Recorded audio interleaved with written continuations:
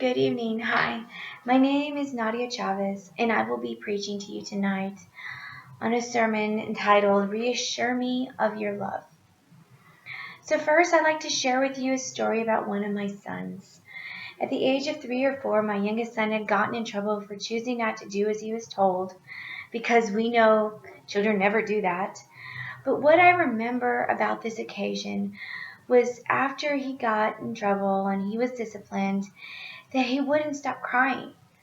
I spent extra time consoling him, but it didn't help. Once I finally got him to stop crying, I asked him, "Why are you so upset, son?"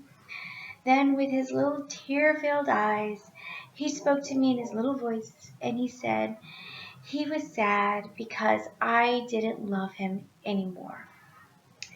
Not only did that break my heart into a million pieces, I was hurt and surprised at the same time that he thought that I didn't love him because he disobeyed me. So I ask you today, why is love so important, and why do we need to be reassured that we are loved? So now I'll be reading from the book of John, chapter 21, verse 15 through 17. When they had finished eating, Jesus said to Simon Peter, "Simon, son of John, do you truly love me more than these?" "Yes, Lord," he said, "you know that I love you."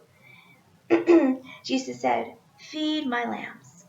Again, Jesus said, "Simon, son of John, do you truly love me?"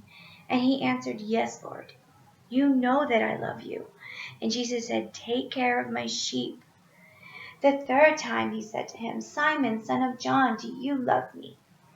Peter was hurt because Jesus asked him the third time, "Do you love me?" He said, "Lord, you know all things, and you know that I love you." So, excuse me. First, I want to look at the importance of love in this scripture. There are 3 Greek words used for love. First is agape love, which is a divine, unconditional love. There's also phileo love, which is brotherly love. And then there's eros love, which is a physical love. When we look at John 21, verse 15 and 16, Jesus is asking Peter about his love for him. Jesus was referring to agape love, which is unconditional love. When Peter responded to Jesus in these verses, Peter didn't use agape love. He used phileo love, or brotherly love, in his response. Again, agape love is the unconditional type of love, and that was the love that Jesus was looking for as reassurance of Peter's unconditional love for him. Jesus didn't just ask Peter if he loved him once, but he asked him 3 times. You know that if someone has to ask you the same thing 3 times, they may be looking for a different answer or for the right answer. So in verse 17, both Peter and Jesus used phileo love, again referring to brotherly love. When Jesus asked him the 3rd time, they were on the same page about their love. Remember, Jesus used agape love when he asked Peter about his love the 1st and 2nd time. Again, agape love is unconditional love, which is a type of love that Jesus wants from us, just like he wanted from Peter. Jesus' love for us is unconditional. If Peter was going to be restored to his disciple status, Jesus needed Peter to have that agape, unconditional love. So Paul said in 1 Corinthians chapter 16, verse 22, that if anyone does not love the Lord, they will be cursed. Jesus knows the importance of love. We know that love is the greatest fruit of the Spirit, and Jesus gave us a new commandment in John 13, verse 34, to love one another. We show our love to God, to Jesus, and to others. One of my favorite scriptures about love tells us to love the Lord your God with all your heart and all your soul and all your strength. Jesus wanted this type of love from Peter, just that he wants from us too. This wholehearted, never-ending, intense love that would show Jesus his commitment to him. The love we have with the Lord as Christians is unconditional. And Jesus only wanted proof of this from Peter. When Jesus asked Peter if he loved him, he not only wanted a simple assurance of his love, but he wanted to know Peter's obedience to him. Was Peter ready to give everything back to Jesus to follow him wholeheartedly and to be his disciple? Jesus had these questions, so he knew he had to ask him these questions.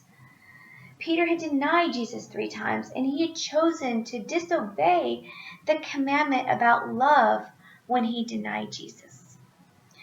When Jesus asked Peter the same questions 3 times, he also wanted Peter to change his filial love to agape love.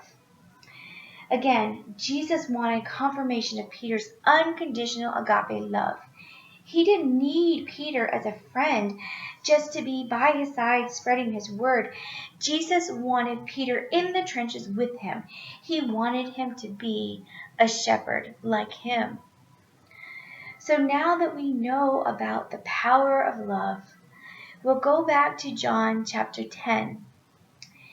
In this chapter, Jesus shared a story about his sheep and the gatekeeper. Jesus uses figure of speech to tell us how the sheep know the gatekeeper's voice and that Jesus is the gatekeeper. In John chapter 10, verse 11, Jesus spoke that he is the good shepherd who lays down his life for his sheep. Again, he is the good shepherd. He knows his sheep and they know him. In this scripture, Jesus gave us a picture of what is involved in shepherding God's people.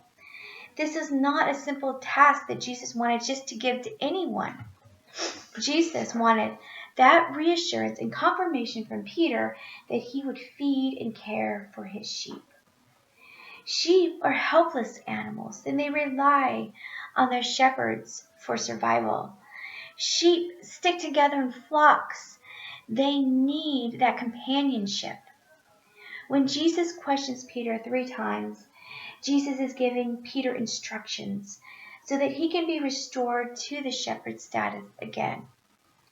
Jesus wanted Peter to be a shepherd to God's people again, but he needed reassurance from him. So why did Jesus need reassurance from Peter? I want to backtrack a bit and discuss how Peter got himself into that situation with Jesus. In John chapter 13, verse 37, Peter told Jesus that he would lay down his life for the Lord. When Peter told Jesus this, Jesus questioned him by saying, "Will you really lay down your life for me? I tell you the truth. Before the rooster crows, you will disown me 3 times." I think it's quite ironic that Jesus questions Peter's word before he even denied him. But that's Jesus. And he had to question him all over again in order to restore Peter. In John chapter 18, Peter ended up denying Jesus 3 times, just as he said. Peter denied being Jesus' disciple.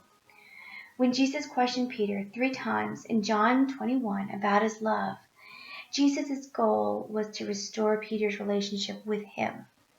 Jesus questions Peter's love for him 3 times, which was the same number of times that Peter denied Jesus. I feel that Jesus made this question and answer uncomfortable for Peter intentionally.